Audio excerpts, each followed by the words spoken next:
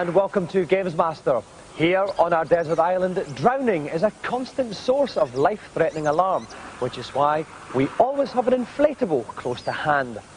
Helena has her lovely little ring, Leanne has her fantastic jet ski, and I have this enormous stomach which has been grafted on by the Department of Health and Safety for added buoyancy. On tonight's show, boxers Ryan Rhodes and Khalid Shafiq beat each other's meat in Street Fighter X. But we begin with an event which we like to call Three Big Men Get Hard.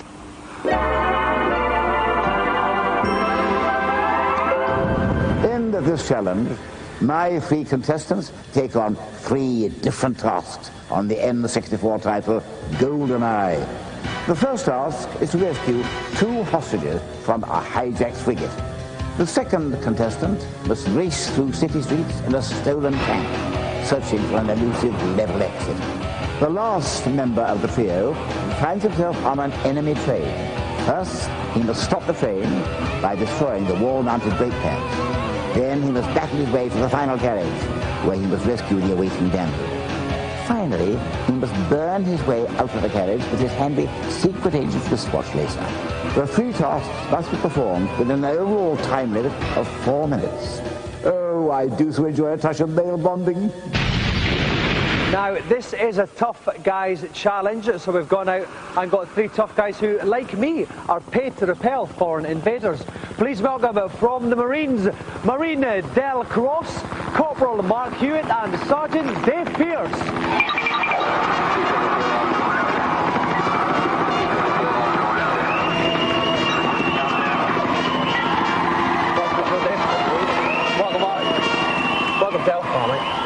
Okay, now, obviously, you know, Marines, you know, very, very hard, like myself. What's the hardest thing that you've done in the service then, Dave?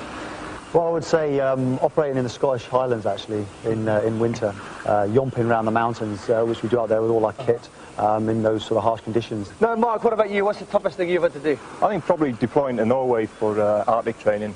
Commando unit normally goes there for up to 3 months during the winter months each year, and that's quite demanding. Mm-hmm. And Del, what about you? I've got to say the 6-month deployments away from home. Yeah. What's the tough about that? Who do you miss? Oh, you miss the old beer and getting down. I thought you were going to say like your girlfriend or someone like that, or your wife. But it's just the beer. Yeah. That's fantastic. We like that. That's a 90s man thing. And finally, if all three of you did have a fight, who's the hardest? Dave. Yeah. Yeah. So we keep telling us. The pairings are right there. That's good. That's the way to go on in the service. Okay, well, it's a very, very hard challenge. While the guys finally get pepped up for it, we're going to take a look at today's news.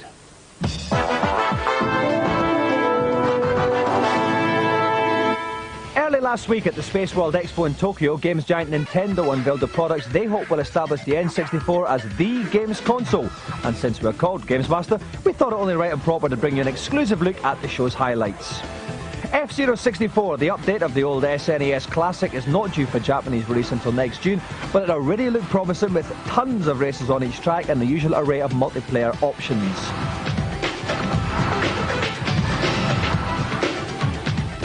Yoshi's Story will be out for Christmas in Japan, and while it retains the 2D look of its predecessor, it's a good bet it will be the best 2D platform game in Christendom.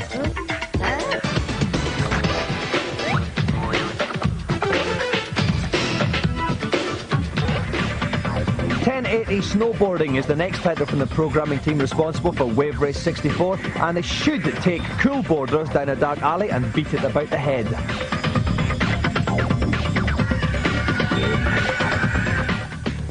British software house Rare was shown the 3D Mario-type game Banjo-Kazooie, due for release in April, the month of lots of games with stupid names. But the one we're all waiting for is Zelda 64, now over 2 years in development and rumoured to be the biggest cart ever. The game is scheduled for a spring release in Japan, and if these shots are anything to go by, it looks set to knock Mario 64 off the best game ever slot and make thousands of people who don't already have one steal money from their mum's purse to buy an N64. With PlayStation sales so astronomically high, with everybody in the world owning at least 3 or something, Nintendo has its work cut out, but with titles like Zelda now just months away, the battle is only just beginning. In next week's programme, we'll be looking at the other huge event of the show, the N64's Double D add-on. And no, it's nothing to do with breasts.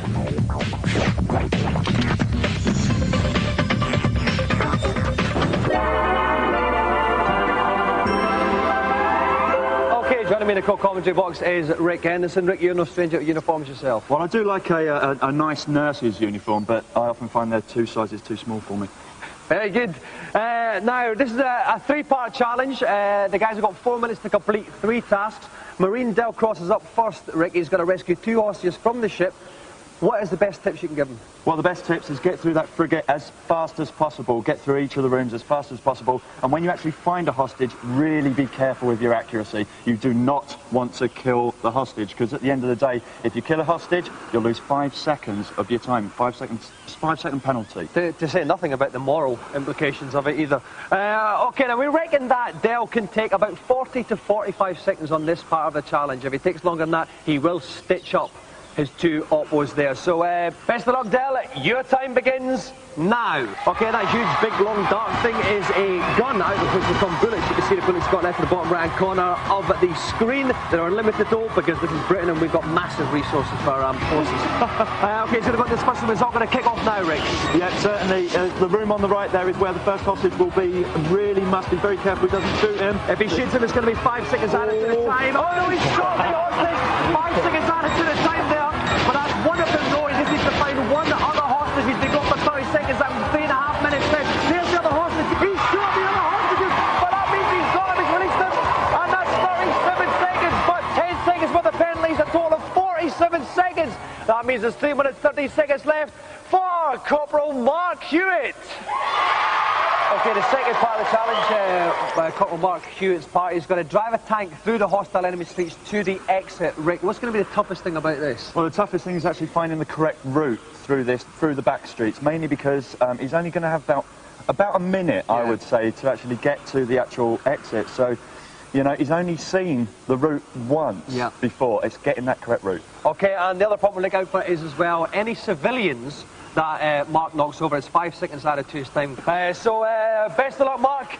Now, Del took about 7 seconds over, so you want to be doing about 53 seconds. Best of luck.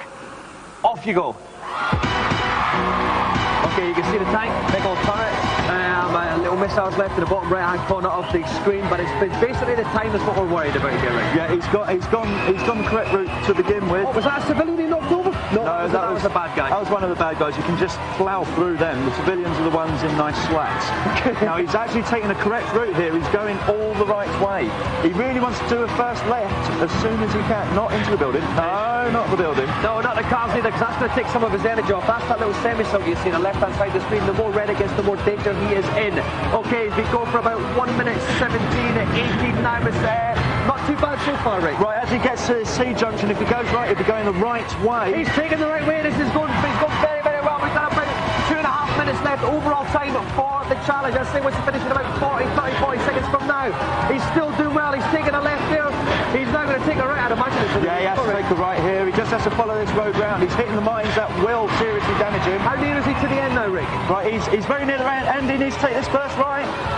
He's taking the right there. This is a very, very good time. Now, if he just goes forward, he'll be at the exit. Corporal Mark Hewitt is making there's civilian. No, he's not a civilian. That's going to be 5 seconds out of here. He approaches the exit. That's it. And make that 1 minute 55. Add 5 seconds. That's 2 minutes dead. That leaves 2 minutes for Sergeant Dave Pierce. Right then, the final part of this 3-part challenge, Sergeant Dave Pierce is on a train. He's got to destroy the remaining 2 brake pads on the train, rescue the secret agent, and then find a way out. Rick, what's going to be the hardest thing about this level? Well, he really wants to concentrate on killing absolutely everybody bar his fellow agent. The main reason being is when he gets to the end of the train, anybody he hasn't killed will catch up with him. They'll follow him. Yeah, and he must remember to use that wristwatch laser at the end. He will not win just by rescuing the hostage. OK, thanks, Rick. 2 minutes left of the challenge. We reckon that's enough time. Best of luck, Dave. Your time begins now. OK, so of course, Dave, we've got that big gun now as well, and the bullets in the bottom right-hand corner again. We've got unlimited ammo. Yeah, he needs to really just shoot everybody who comes across. There's another guy behind him, I'm pretty sure of it. If he turns around, where is that man skulking? No, there wasn't. He's obviously run away, Rick. Right. Thanks, Rick, very much. He said, and Rick wastes a few valuable seconds. I'm trying to scupper in here. Okay, here we go. There's a toilet there, but we're not going to investigate that. Another bad guy. He gets up close to make sure the job is done well. We're still looking for the first of these brake pads break. There it is. Coincidentally. Oh, there's crosshairs right on it. A little bit of a shot. Fantastic work. That's one brake pad down. Just under a minute and a half to go. Oh, I think he shot him in the face there. That was absolutely tremendous. But not amusing in the slightest, though, and not something we'd condone. Not even in Ladbroke Grove. Okay, right, 1 minute 15 left. That's not bang on. Just shaking a little bit of the pad. Right, the brake pad. Like the deck off. The brake pad's behind him. Oh, yes, he's found it. Well played there, Dave. He's going to take out that guy first of all. Eventually. No, he's left him. That bad guy shut the doors. He's a little bit scared. Now, take out the brake pad. Was the Lord of taking out everything bar the brake pad there. All the padding around the wall. He's doing it with the laser. Well, that's going to come into play a bit later on. He's got 2 guns to make sure now. He's got a bit. All he is thinking is he's done it eventually. I would now not bother shooting every one of these bad guys and just leg it through this level. He has to find his fellow agent. But they're blocking his way. They're trying to trip up his dick. He doesn't want to watch. It's 30 seconds left and we're running out of time here, Rick. He's going to now find the secret agent. There she is. Don't shoot the secret agent. She's dead. No, she's dead. Left another 5 seconds out of the time. That means he's got about 5 seconds left here. Get out of the train, Dave. He's got It's got a chase on his watch. No, it's not going to work because he's out of time. He's got to the end. He's keeping got his bear. The secret agent was dead. It all went a bit wrong at the end for the Marines.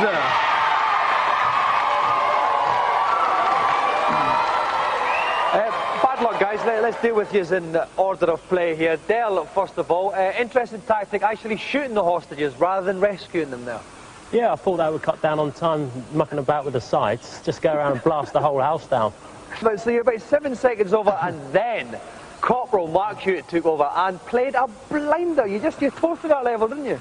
Yeah, I think I had the easy part there. It was just driving through and remembering the route. So that's not bad. That's not bad. And then, with 2 minutes left, we've gone into the highest ranked member of our triumvirate, Sergeant Dave Pearce.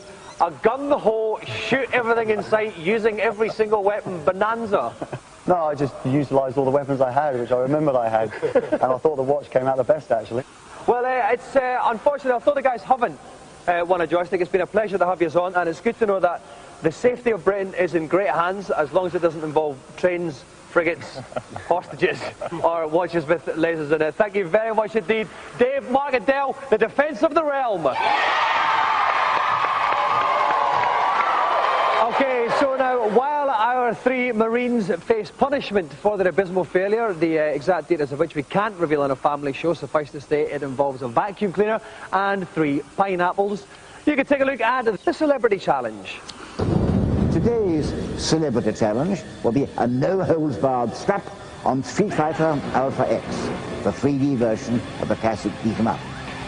Playing as old favourites, Chun-Li and Ryu, my contestants have 3 rounds to settle the differences using a variety of lethal moves. Hooray, it's beat-em-up time. Ladies and gentlemen, GamesMaster Productions in association with Channel 4 and a couple of other blokes present to you the main event. 3 rounds of Street Fighting for the Street Fighter Championship of the world.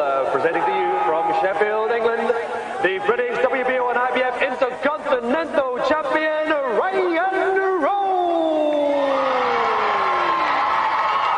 And presenting to you the challenger, King Khalid Shafiq. Ladies and gentlemen, let's get ready to rumble!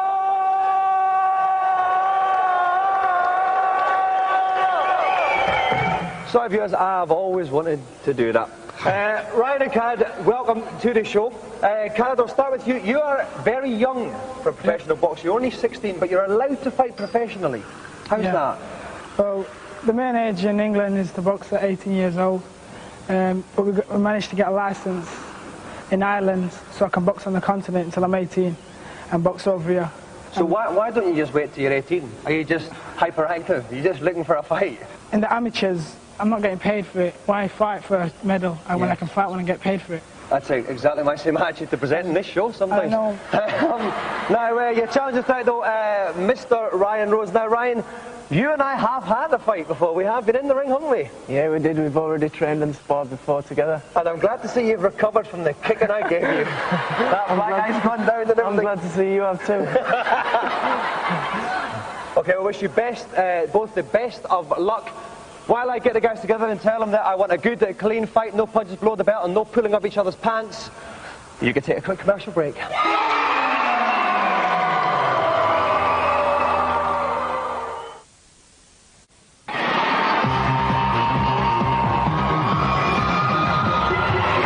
Welcome back to GamesMaster. We're about to play Street Fighter X. We have got middleweight Ryan Rhodes, super featherweight Khalid Shafiq, and in the commentary box, don't know what weight he is, and I'm not going to ask him because he's bigger than me, Kirk Ewing. Kirk, I know you're a boxer, you've been inside many a ring. But never yours, you deviant.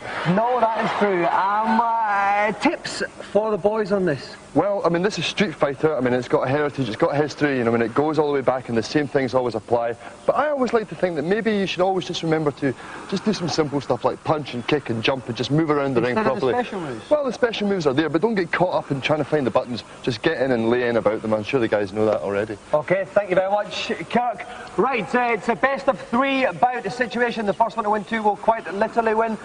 Best of luck, Khalid. Best of luck, Ryan. Stick us out. Round 1.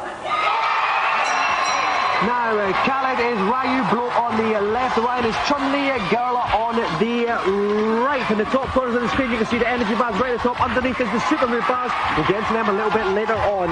Kirk. Yep, Chun-Li coming in quite early there with some good high kicks and a couple of punches, so she's taking the advantage already, I would say. Just want to keep up that pressure. Oh, another hit back from Ryan. She has. It's Ryan Rhodes' Chun-Li making the early moves there. We can see the energy bars. Top right side corner of the screen. Khalid is very low indeed, Kirk. That's right. No, he's just about it, and there's just one or two hits, and I think that could be it there. She missed with a spinning bird kick there, which is a pity. Now he's fighting back a little bit. Khalid is a great comeback. Is it going to be too late though? It is! KO. It's a KO for Ryan Rhodes. Chun-Li. Round 1 it goes to Ryan. Round 2. There we go for seconds out, round 2, and it's a much better start this time from Khalid. At least it was until she kicked him. Straight in there with the bird kick. Just notice she's got some interesting wrist adornments there. They could be pretty dangerous of an evening. They certainly could. The bounce would probably make you leave them outside if it was a quality club. Energy bar wise, it's a much more even fight so far. Khalid playing Ryu in the white, Ryan played Chun-Li, the girl with the pigtails, and as aforementioned adornment stuff. Those adornments, which I'm sure that you own a very nice pair, very similar to. Now, as you can see, they're quite a lot of standing off there. They're not actually getting about each other. And nice not a lot of special moves either. Not a lot of special moves. There's one, there's the spinning bubble. Yep. That's about the only one we've seen though. Well, we look at the energy bars there, and it's actually Ryan Rhodes this time is very low down. Chun-Li is in trouble. Chun-Li would back with another kick, though, and once again very close, but she's just about out. Can she take him out now? One more kick there for Khalid. He does it. He's down to level 1 bout each. Lovely little boot sweep there from the boy Shafiq. Here we come. It's Dawn and deciding about there, and again fantastic start by Chun-Li. Absolutely brilliant. She's just get the special moves in there. Now would be time to sort of try and build up some combos and maybe pull off some of these super moves to just finalise this scene. Okay, yes, the bar below the energy bar is where the super moves are concerned. We might not get into those yet because Khalid Shafiq, Ryu, the energy bar you can see in the top left is very low indeed here. He's in big trouble, Kurt. Ryu indeed is in big trouble. He's taking a couple of hits to his back. Oh, he fights back there, but once again swept his feet away from him. He's looking. Oh. It's a good flank hit, but it's very low. One more hit and Ryan Rhodes will win this. It's KO. Ryan Rhodes is the winner.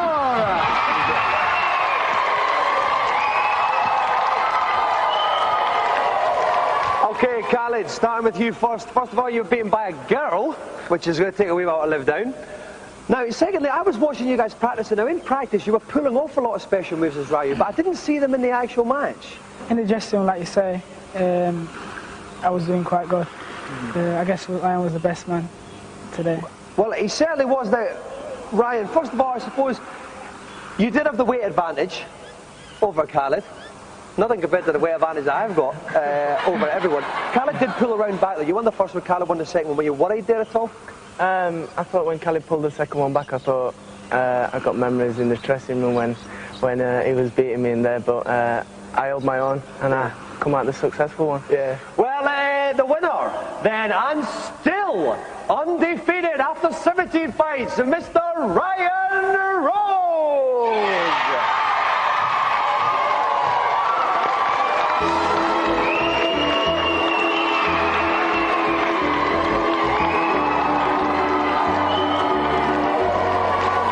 Like you, I buy video games. Like you, I want to know if they're any good before I spend my money on them. Like you, if they're not, I go round to the games company, torch their building and do the toilet in their car. You don't? It's just me. How embarrassing.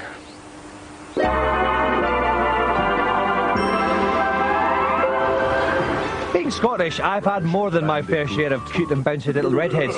Sadly, this one's only a marsupial. Crash Bandicoot 2 has arrived on the PlayStation. Yes, the Bandicoot is back with a whole host of new moves and characters. The original was a bit cutesy for me, but the sequel is a little better around the edges. The look and presentation on this game is stunning. They've really pulled out all the stops on it, utilising the PlayStation's high-res mode. It's one of the first games to do so, and it's something you will see a lot more of. There are a lot of amusing touches in this game, none more so than the death scenes. They're so funny you almost want to crash into something that will kill you just to see them. Crash and get frozen to a block of ice, disintegrated, burnt to a cinder, turn into a huge transparent angel that gracefully ascends upwards. All of these things make a game, and it's the little touches that really bring a smile to your face. Now, there are some interesting additions to Crash Bandicoot 2. The jetpack level is seriously good fun. You've got motorised surfboards, Crash swinging from vines, crawling, leaping around and spinning as he usually does. You get to ride around on polar bears. The thing's quite interesting and thoroughly enjoyable. It goes without saying that if you like Crash Bandicoot 1, you'll love this game.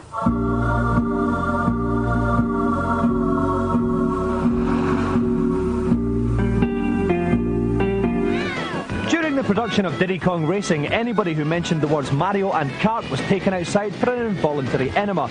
Needless paranoia or sensible hygiene? You decide. As a multiplayer, this game is still thoroughly enjoyable, although it does still bear a striking resemblance to Mario Kart, which I do find off-putting. Some of the power-ups are more inventive than the ones from Mario Kart. My own particular favourite were the magnets, which actually pull you forward into the position of the car that you're aiming it at, which is a great feature. My personal favourite level is the one where you're flying around down through canyons and actually fly through the carcass of a slightly dead and deceased dinosaur. It's actually quite good fun. The level itself is quite intricate and complicated and involves nice twisty turns and tunnels. I found it thoroughly enjoyable.